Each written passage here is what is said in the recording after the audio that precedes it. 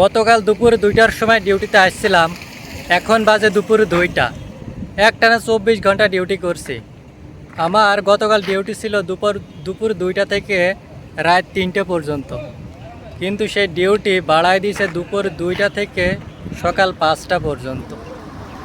এরপরে ডিউটি শেষ করে যখন বাসায় যাব, তখন আবার দেখি সকাল 9টা থেকে রাত 10টা পর্যন্ত আবার শিফট দিয়েছে। মানে এইদিকে 15 ঘন্টা, আবার ওইদিকে 13 ঘন্টা বাড়ায় দিয়েছে। টোটাল 28 ঘন্টা। মাঝখানে শুধু 4 ঘন্টার বিরতি দিয়েছে, 5 থেকে 9টা পর্যন্ত। এই 4 ঘন্টায় কি হয়, এখান থেকে আমার বাসায় যাইতে আধা ঘন্টা সময় লাগে। এরপরে রান্নাবাড়া করে খাইতে 1 ঘন্টা, এরপরে ফ্রেশ হয়ে ঘুমাইতে ওখানে আবার আধা ঘন্টা লেগে যাবে। তাহলে টোটাল 2 ঘন্টা, আর হাতে থেকে 2 ঘন্টা।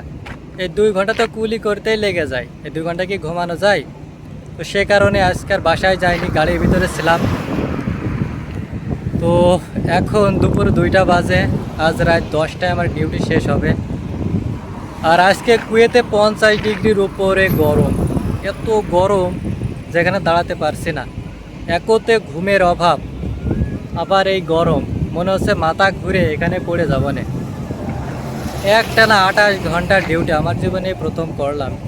কুয়েতে এসে আজ পর্যন্ত এত ডিউটি কোনোদিন করি নাই, যে কারণে প্রচণ্ড মাথা ব্যথা করছে। আর এখন মনে হচ্ছে ঘুমের কারণে এখানে পড়ে যাব না।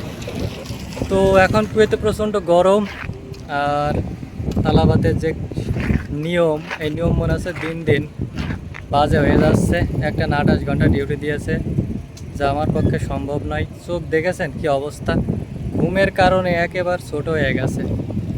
তো তাই যারা কুয়েতে ডেলিভারির কাজে আসতে চাচ্ছেন, তারা একটু ভেবে চিন্তে আসেন, কারণ এখানে টাকা দেখলেই হবে না, কষ্টও আছে। ধন্যবাদ।